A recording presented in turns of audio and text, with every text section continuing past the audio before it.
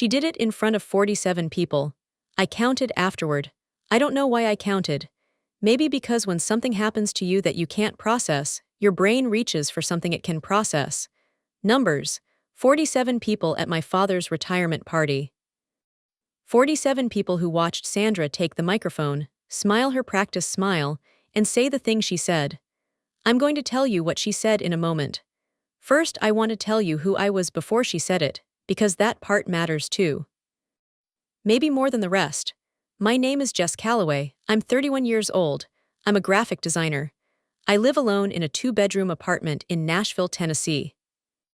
And I have a rescue dog named Fig who sleeps at the foot of my bed and judges my choices, without saying anything, which I find preferable to the people in my life who judge my choices and do say something. My mother died when I was 9. Ovarian cancer. Fast, or it felt fast to a 9-year-old, which probably means it felt very slow to everyone else. One summer she was there, and by November she wasn't, and my father, who had never been a man who showed his emotions easily, became a man who showed them not at all. He did his best. I want to say that first and mean it. He fed me and drove me places, and came to school events, and paid for things I needed. He was present in all the ways that can be measured and absent in a few ways that can't, and I grew up understanding that this was simply the shape of us, the shape of our family, and that you don't get to choose the shape. He met Sandra when I was 16. She was 38, he was 46. She had been married before, no children. She had a good job in pharmaceutical sales, and a house in Dublin, and a way of walking into a room that made the room feel like it had been waiting for her. My father looked at her the way I had not seen him look at anything since before my mother got sick. I tried to like her. I want to be honest about that. I am trying to be honest about all of it, even the parts where I don't come out looking entirely good, because that's the only way this story is worth telling. I tried to like Sandra. I was 16 and she was my father's girlfriend, and I understood, even then, that she made him happy in a way I had never been able to make him happy, because the happiness she gave him was a different kind than the happiness children give their parents. A more complete kind, and I was glad he had it. She didn't make it easy, not dramatically. She wasn't a movie stepmother, no cruelty, no obvious malice, no locked rooms or stolen money. It was subtler than that. The kind of subtle that is very hard to name when you're 16 and easier to name when you're 31 and have had 15 years to understand what you were experiencing. She managed me. That's the word. She was always appropriate, always polite. She complimented my artwork and asked about my friends and remembered the name of my English teacher.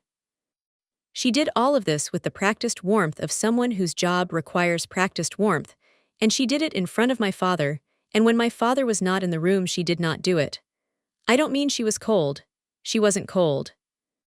She was simply absent, not interested. When it was the two of us, she'd look at her phone, or find something that needed doing in another part of the house, or engage me in conversations that had the surface texture of interest and the actual depth of a waiting room. She married my father when I was 17. I was a bridesmaid.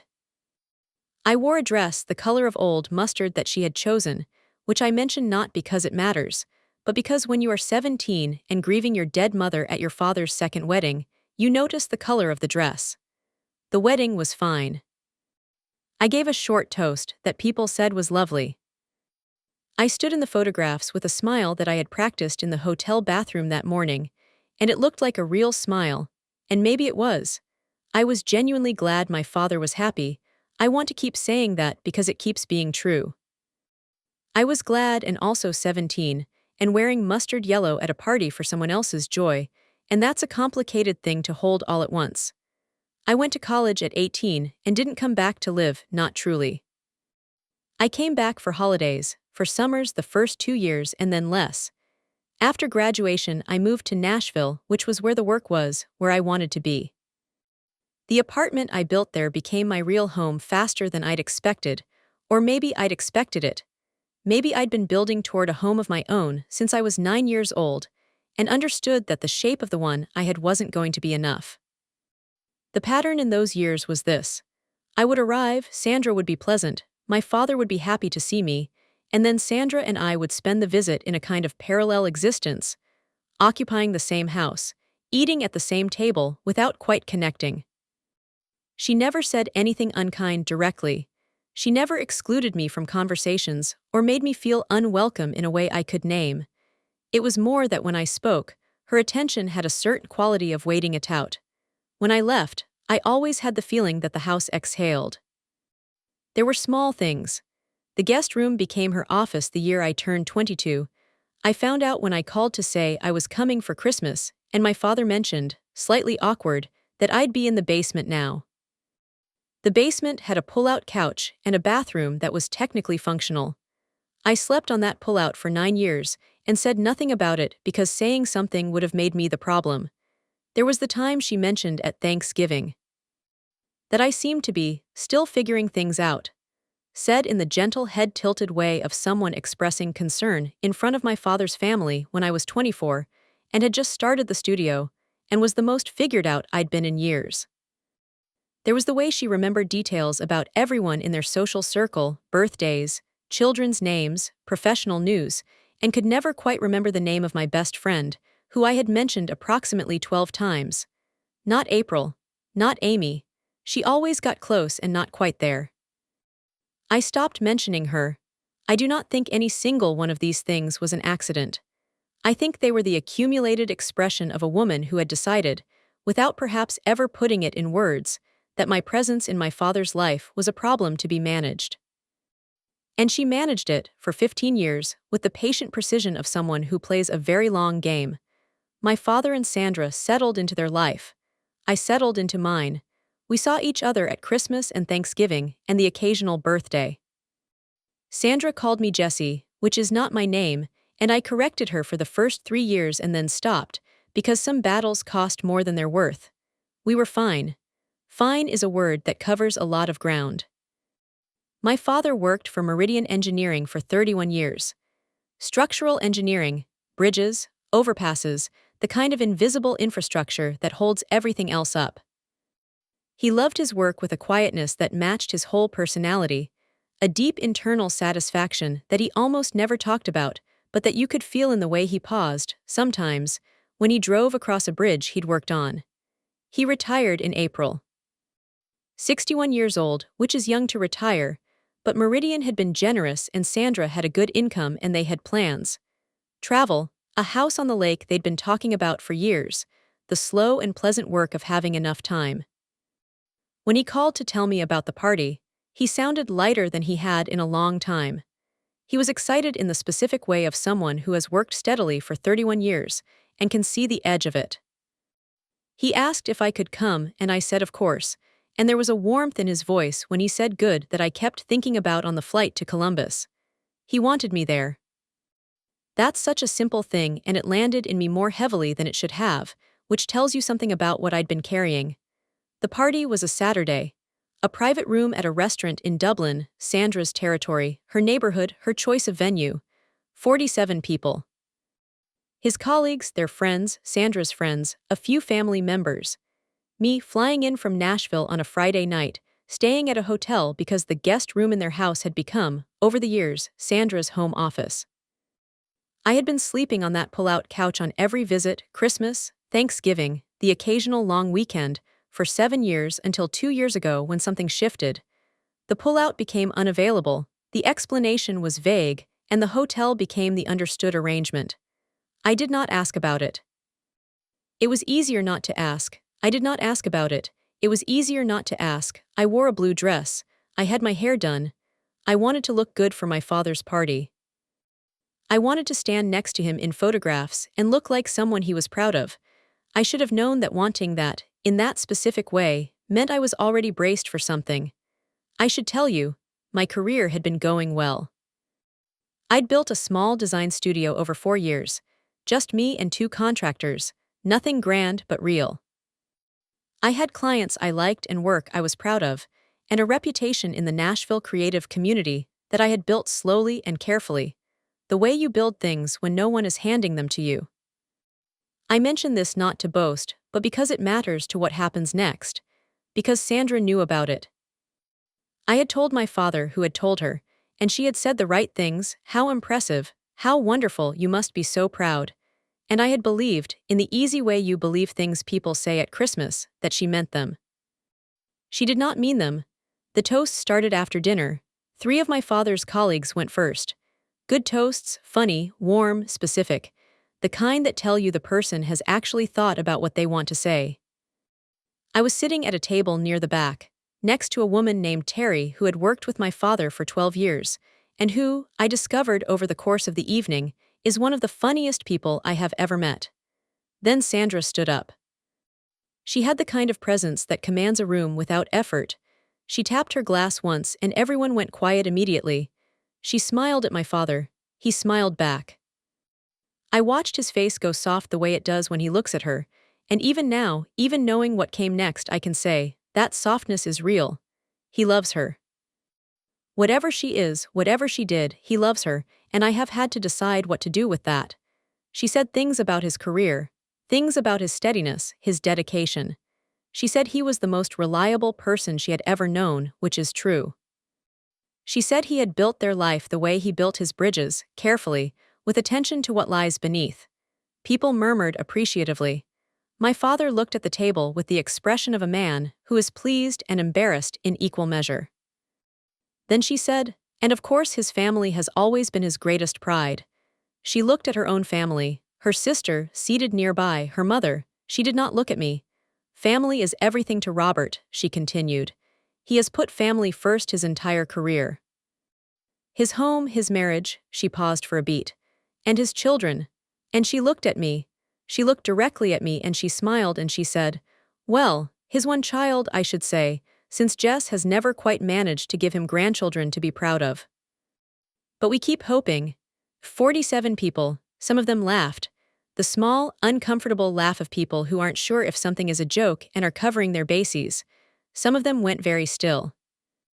Terry, next to me, stopped moving entirely. I felt it, the way you feel someone freeze. My father's face. That's what I remember most clearly.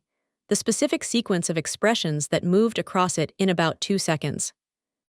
First confusion, he hadn't known she was going to say it. Then the flash of something that was not quite horror but was close to it. Then the settling, the controlled settling, into an expression that was meant to look like everything was fine. He didn't say anything. He didn't say anything. I looked at my plate, I picked up my fork, I ate a piece of roasted potato, I put the fork down, I picked up my glass of water and I drank some water.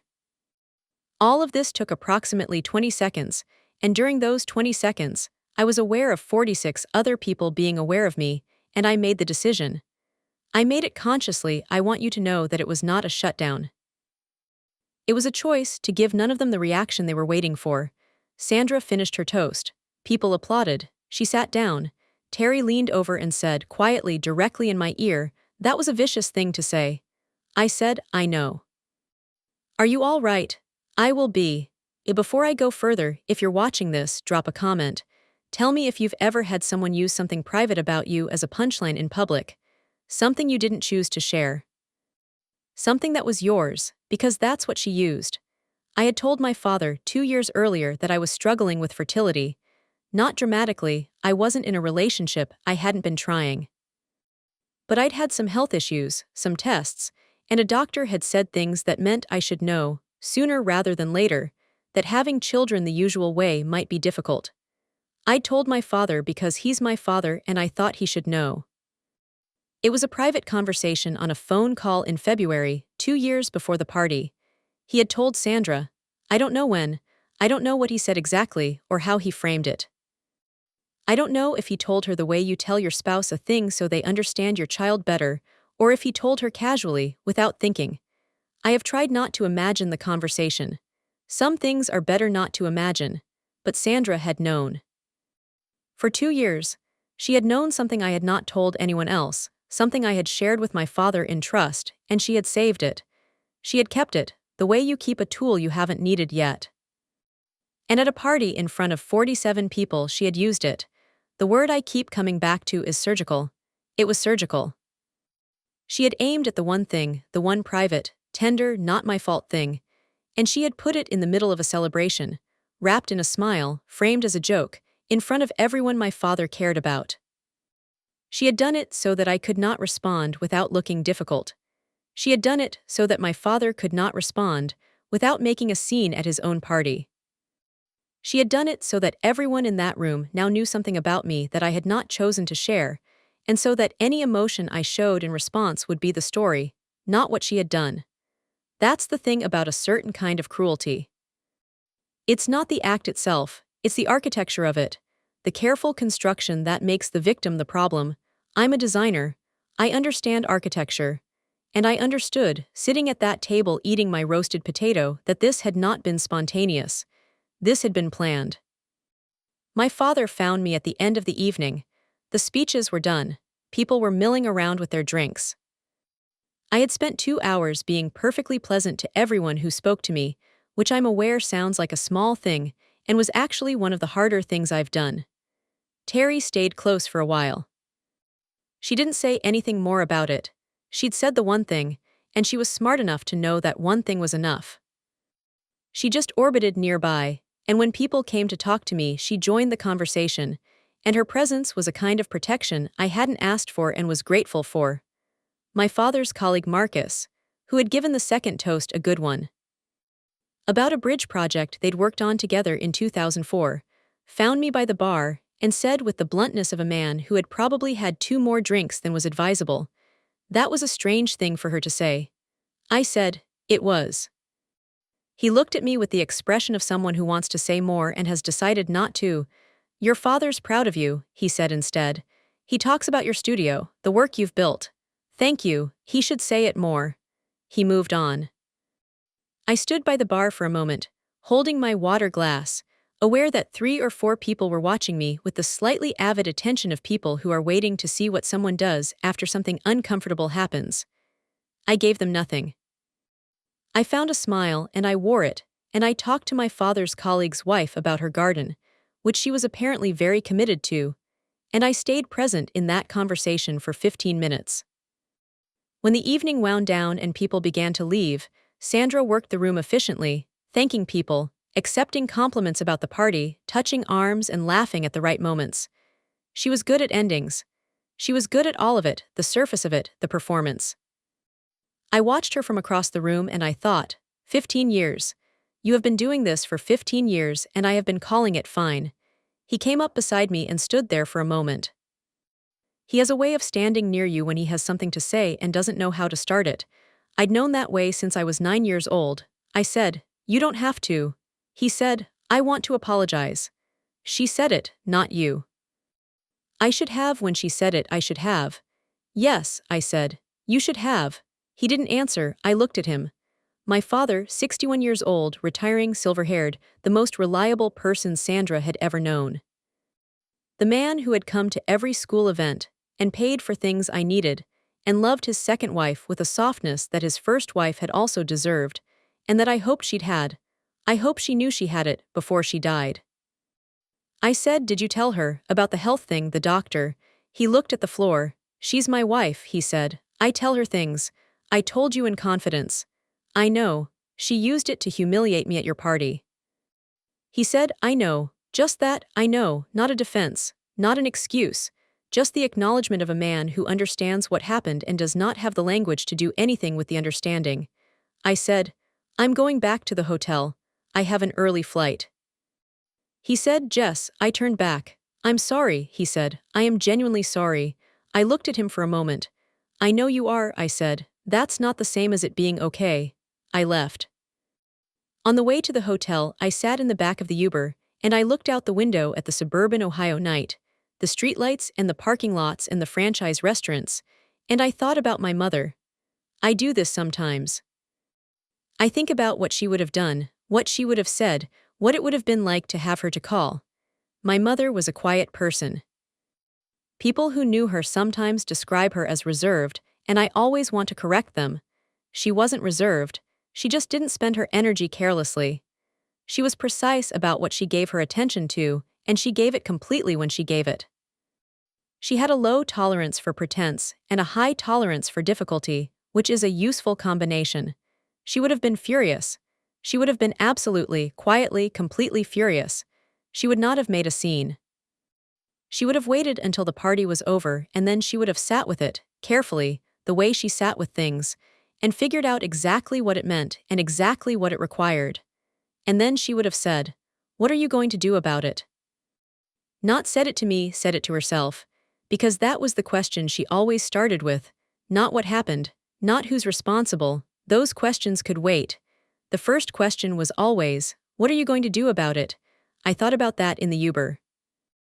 And I thought, okay, what am I going to do about it? The answer didn't come right away. Good answers rarely do. But the question settled in me the way my mother's questions always settled, and I knew I'd get there. Here is what I didn't do. I didn't call my father for 3 days, which I think was the right amount of time to not call him. Long enough to be clear that something had shifted, short enough that it wasn't permanent. I didn't post anything on social media. This is important. The temptation was real. I had 47 witnesses to something genuinely terrible and the opportunity to tell the story to a much larger audience, and I chose not to, and I want to tell you why. Because the story I wanted to tell was not a Twitter story. It was not something that could be said in a way that would be heard correctly in that format. Sandra would have been defended by strangers who didn't know her. My fertility would have become a public conversation. My father would have been caught in the middle, and I would have been the one who made his retirement party into a thing people argued about online. I didn't want that. I wanted something smaller, more precise. I didn't confront Sandra directly. Not then, not in the days that followed. Part of this was strategic. Part of it was that I didn't trust myself to say only what I meant to say, and in situations like this, saying one thing too many undoes everything that came before. What I did was think. Very carefully, for about 3 weeks. I thought about Sandra, who she was, what she wanted, what she was afraid of. Because people who do what she did, people who keep weapons and choose their moment, those people are always afraid of something. The cruelty is always downstream of the fear. I thought about what she was afraid of, and then I understood it. Sandra had been afraid of me since I was 16 years old, not obviously, not in a way she would have named or perhaps even recognized. But I had been, from the moment my father introduced us, the one thing she could not fully control, the evidence that he had had a life before her. A complete life. A wife he had loved, a child he had raised, a history that predated Sandra and that would always predate her. I was not a threat to her marriage. I want to be clear about that. My father loved Sandra and I had never wanted to undermine that. But I was a reminder, simply by existing, that she was not his whole story. That there was a chapter, a long important chapter, that she had not been part of. She had managed this for 15 years with the practiced warmth, and the selective attention, and the name that was almost mine but not quite. She had managed it well enough that most people at most gatherings would have described her as a perfectly nice stepmother. But something had shifted in the past few years. My career, that was part of it. I had built something real, and my father was proud of it, and the pride had started to show up in his conversations. His colleagues knew about my studio, his friends knew, the people at that retirement party knew. I had become, in my father's narrative, a success story. And Sandra, I think, had not expected that. She had expected me to remain at a comfortable distance, geographically and professionally, easy to manage because I wasn't entirely present. Instead, I had become present in a different way. Not at the dinner table, but in the conversation. In the way my father's face changed when he talked about me, in the way he brought me up, unprompted, to his colleagues, to his friends. That scared her. I want to be precise about this, because I think precision matters here. Sandra was not a stupid woman. She was, in many ways, a shrewd one. And I think she had understood, somewhere in the past 2 or 3 years, that the strategy of managed distance was losing effectiveness. That I was becoming more real in my father's narrative even while remaining physically distant. And that the more real I became, the more her version of the story, Jess, the peripheral daughter, accomplished but somehow lesser, was going to bump up against the actual version. So she made a choice. She chose the one thing she knew about me that I hadn't chosen to share. The one vulnerability. The place where my life was not what she might have assumed I wanted. She had kept it for 2 years, this piece of information, and she had chosen the retirement party, the most public moment available, with the people who mattered most present to use it. She framed it as a joke. She wrapped it in a smile. She made it land in a room full of 47 people so that any response from me would look like the problem, not the cause. That was not an accident. That was architecture. But the thing about choosing a weapon that carefully is that the choosing reveals you. She had held this for 2 years. She had thought about it. She had decided that this, in this room, at this moment, was what she needed to use. That tells you something. You don't save a weapon for 2 years unless you've been rehearsing the moment you'll need it. You don't rehearse that moment unless you're afraid. She was afraid of what I was becoming in my father's life. She had just handed me, in front of 47 witnesses, the exact coordinates of that fear. I filed it away. And then I got to work. 3 weeks is a specific amount of time. I tell people 3 weeks and they ask what I did during those 3 weeks, and the honest answer is, I worked. I exercised. I took Fig to the park every morning and watched him conduct his thorough investigation of every smell in a 2-acre radius. I called Terry, the woman from the party, and we talked for an hour, and she was direct and funny and did not tell me how to feel, which I appreciated. I called my college roommate, who knows me better than almost anyone, and told her what had happened. She said, "Oh, she went there." I said, "She went there." We were quiet for a moment. Then my roommate said, "So what are you going to do?" And I said I was thinking about it. I was thinking about something specific. Not revenge. The word revenge implies drama, and I wanted no drama. What I was thinking about was Sandra. What makes her who she is? What she wants? What she's afraid of? I was trying, with the same part of my brain I used to understand a client, to understand her. Clients come to me with a problem, and what I do is listen to them describe the problem, and then I listen to everything underneath the problem. What they're proud of, what they're afraid of, what they think their audience sees versus what their audience actually sees. And then I figure out what they actually need, which is usually not the same as what they asked for. I did this with Sandra. I did it sitting on my couch with Fig's head in my lap and a glass of wine I wasn't really drinking. And what I concluded, after 3 weeks, was this. Sandra had spent 15 years being afraid that I was her husband's unfinished sentence. The evidence of a life that came before her, that mattered before her, that might, if I became too present, too real, too visible, remind him of what he'd had and maybe what he'd lost. She had tried to solve this by keeping me small. By making me manageable. By giving me a name that was almost mine and a guest room that was almost a room. And it had worked for 15 years because I had cooperated. I had stayed in Nashville. I had accepted the shape. At that party she had tried one more version of small, the most targeted version, the one aimed at the most tender place, and in doing it, she had made herself visible to me in a way she'd never been before. I understood her now, and I understood that what she needed, not wanted, needed, was evidence that my presence in my father's life was not a threat, that I was not there to take something from her, that the relationship I wanted with him was mine, and it didn't diminish theirs. The only way to give her that evidence was to be present enough, real enough, visible enough that she could see it with her own eyes. So that's what I did. I am a graphic designer. My job at its core is to make things visible. To take an idea or a message and find the form that communicates it most clearly, most effectively, to the right audience at the right moment. I applied this professionally for 8 years. For the next 18 months I applied it personally. What I did was not dramatic. There was no confrontation, no ultimatum, no single moment of reversal.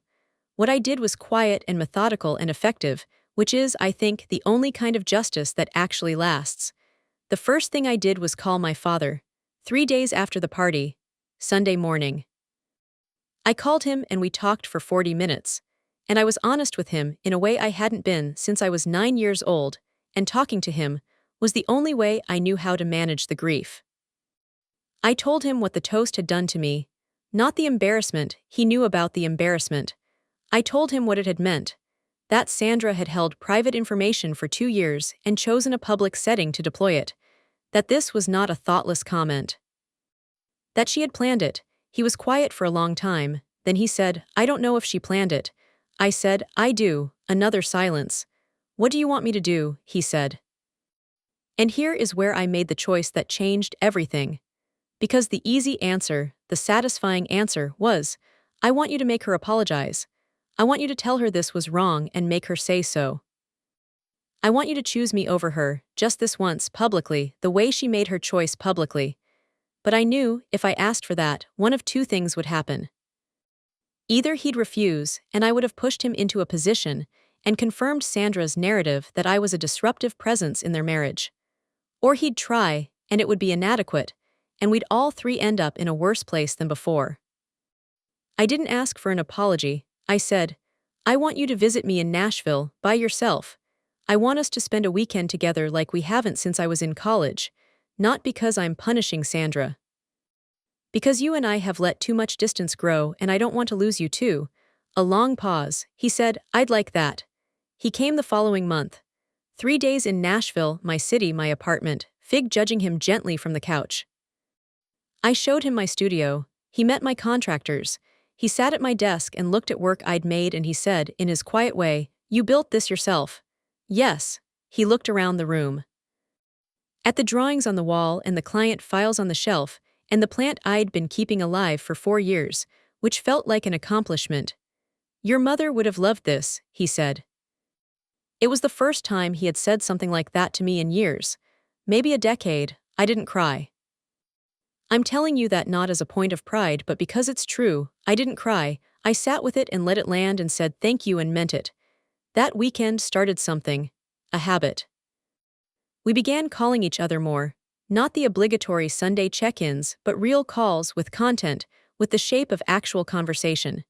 He started telling me things about his retirement, about the lake house plans, about the way he spent his days now. I started telling him things about my work, my clients, my life.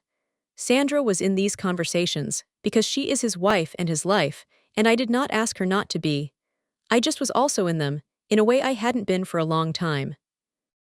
The second thing I did was start showing up. This is the part people don't expect when I tell this story, because showing up seems like the opposite of justice. If someone hurts you at a party, the instinct is to attend fewer parties, not more. To protect yourself by being less present. I did the opposite. I came back to Columbus when I was in town. I came to the dinner they hosted in June for Sandra's sister. I came to the birthday lunch in August. I flew back in September when my father mentioned, in passing, that a colleague was organizing a small gathering to celebrate a project my father had consulted on. He hadn't asked me to come. He was just telling me about it, the way he'd started telling me things. I said I'd be there. He went quiet for a second. Then he said, You do that. It's a flight, I said. Nashville to Columbus. I've done it enough times I could navigate the airport blindfolded. I came with my full self, my work, my energy, my genuine interest in my father, and I did not perform anything for Sandra. I was not warm to her in the way she was warm to me, that practiced, performative warmth. I was simply civil, pleasant. Present, what I noticed, showing up. Sandra was better at managing absence than presence. When I was a voice on the phone twice a year and a visitor at Christmas, she could shape the narrative easily. She was the wife, the hostess, the daily presence. I was the peripheral daughter, the one who didn't quite fit, the one who hadn't given him grandchildren. That story worked when I was mostly not there. It stopped working when I was there. Because when I was there, I was in my father's kitchen asking him about his projects, and laughing at his terrible puns, and bringing Fig's toys as an excuse to talk about the dog for 20 minutes. I was in photographs. I was in conversations.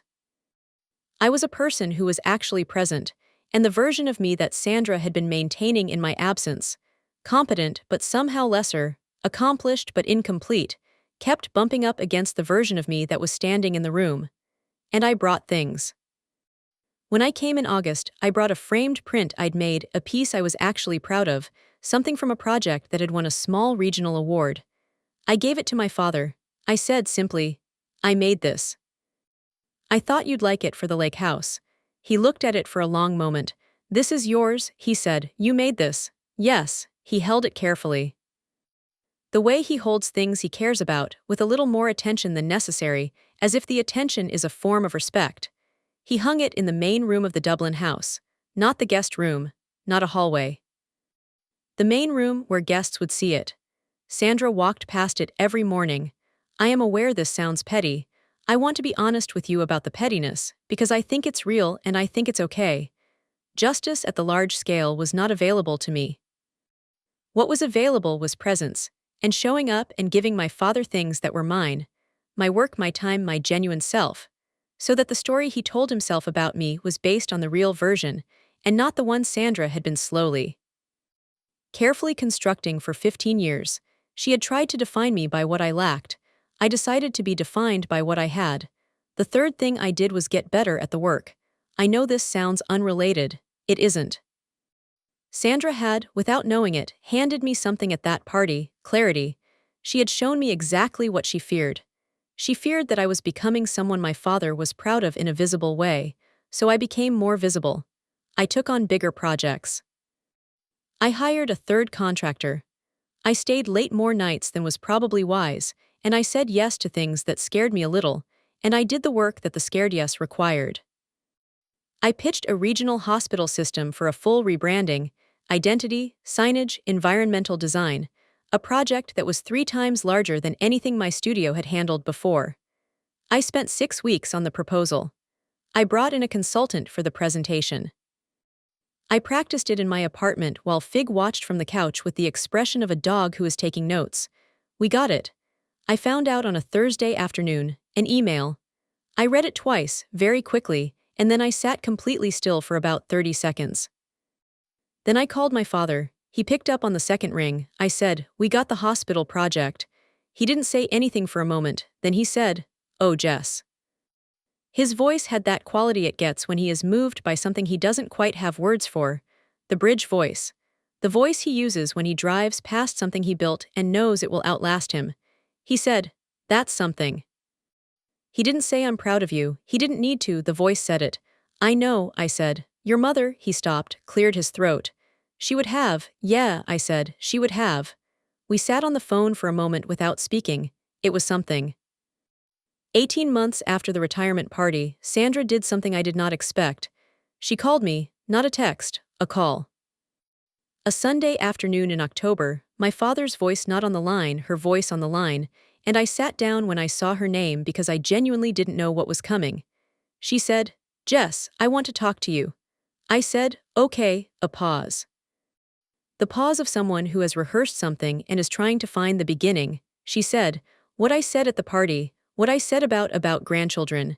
"Yes, I've been thinking about it." She paused, not a strategic pause. The pause of someone choosing their words because the words matter. I shouldn't have said it. It was cruel. And it wasn't right for me to use something your father told me privately. That wasn't my information to use. I sat with this for a moment. I had imagined this call in the months since the party. I had imagined what I might say. I had drafts in my head of things that were true and sharp. 18 months to prepare. And then she called and said it simply. I was cruel, that wasn't my information to use, and all the prepared things went quiet. "No," I said, "it wasn't." Another pause. "I'm not asking you to forgive me. I'm not sure I deserve that." A breath. But I wanted to say it, out loud, to you directly. Here is what I noticed in that moment. Sandra's voice had something in it I had not heard before, not the practiced warmth, something underneath it, rougher, less managed. The voice of someone who has stopped trying to control how they sound. Something that sounded like someone who has been living with something for 18 months and has finally put it down. I thought about what it had cost her to pick up the phone. Sandra, who had the practiced warmth and the perfect hosting and the toast at the retirement party, calling me on a Sunday afternoon to say she had been wrong. That cost something.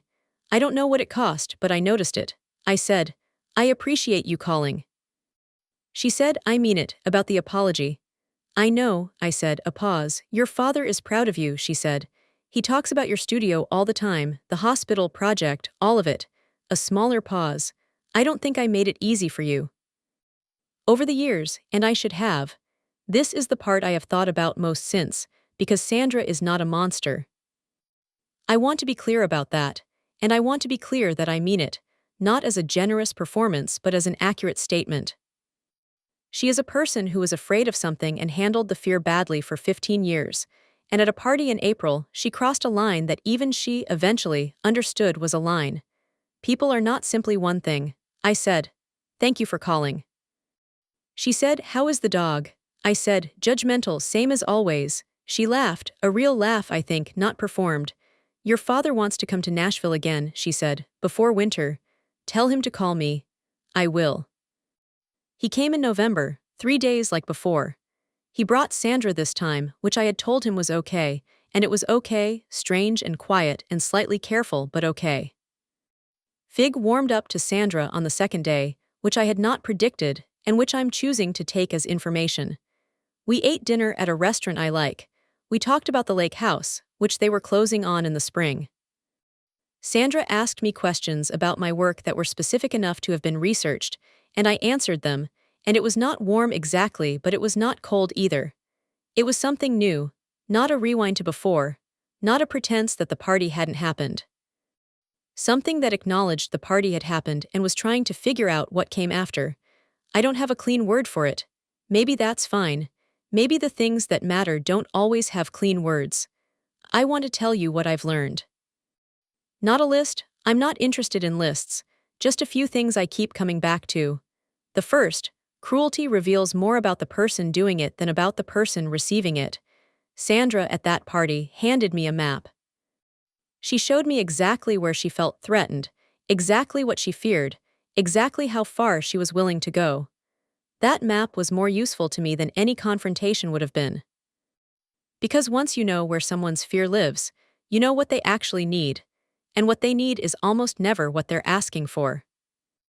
If I had confronted Sandra that night, or in the weeks that followed, I would have given her exactly what the cruelty was designed to produce: a reaction, a scene, evidence of the disruption she had been half anticipating for 15 years.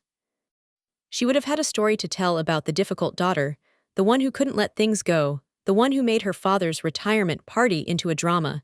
Instead, I gave her nothing. And then I gave her something she hadn't expected: presence. Real, consistent, unmanageable presence. And that was the thing she didn't have a strategy for. The second, presence is the most effective response to erasure.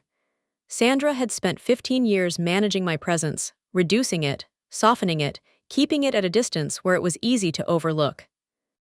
The answer was not to become absent. The answer was to become more present. To show up with my real self, my actual work, my genuine relationship with my father, until the version of me Sandra had constructed couldn't hold up against the version that was actually in the room. You cannot manage someone who keeps showing up. The third, the person who needs to change is not always your enemy. I spent some months thinking of Sandra as an enemy. It was easier that way, it gave the situation a shape, a direction. But Sandra is a 53-year-old woman who was afraid of a girl she'd met when that girl was 16, and the fear had gotten the better of her for a long time. And then one day in October, she picked up the phone and said something that cost her something. That's not the behavior of an enemy. That's the behavior of a person who got lost in their own fear and found their way back. I'm still figuring out what to do with that. I suspect I'll be figuring it out for a while. But I know the direction. Toward the lake house in July, toward the kayaks, toward my father's voice on the phone about a bridge he built in 1998. Toward presence. I'm done choosing absence. My father and Sandra's lake house closes in April. He called me last week to tell me they'd picked out the furniture. He described it in more detail than I had expected from him, a man who has never in my memory cared about furniture, and I realized halfway through that he was telling me because he wanted me to see it. He wanted me to have the picture of the place in my head. He wanted me to feel invited into it before I'd even been there. He said, "You should come in the summer, spend a week." I said, "I'd like that." He said, "Sandra wants to take you out on the kayaks." I said, "Tell her I've never kayaked." He said, "She'll teach you." I said, "That's a bold assumption about my coordination." He laughed. My father's laugh is quiet and specific, and I had not heard enough of it in the past 15 years, and I'm aware that's something I'm also responsible for. That the distance between us was not only Sandra's construction. That I had maintained it too, had chosen Nashville over visits, had accepted the shape of things without pushing against it. That's the uncomfortable part. The part I have to sit with. The party was not my fault. What Sandra did was not my fault. But the 15 years of comfortable distance, the choosing not to push, the accepting that the shape was fixed, that's on me, at least partly. I was a participant in my own erasure, not because I deserved to be erased. Because I found it easier to be absent than to insist on being present. There's a version of this story where I'm entirely the wronged party and Sandra is entirely the villain, and my father is somewhat culpable, and that's the whole picture. That version is easier to tell. It's also incomplete. The more complete version includes the fact that for 15 years I called twice a year, and came at Christmas and slept on the pull-out couch, and corrected Sandra's version of my name for 3 years, and then stopped. Because some battles cost more than they're worth, and I chose again and again to decide that this battle wasn't worth it. Maybe I was right. Maybe the cumulative cost of 15 small battles would have been higher than what I paid at the party. I don't know. You can't run the alternative. What I know is that I had spent 15 years being absent and calling it protecting myself. And the party showed me what the actual cost of that protection was. A woman who had been able to construct a version of me in my absence that was manageable and lesser, and almost named, because I wasn't there often enough to contradict it. Presence is the correction to erasure. I should have shown up sooner. I'm done finding it easier.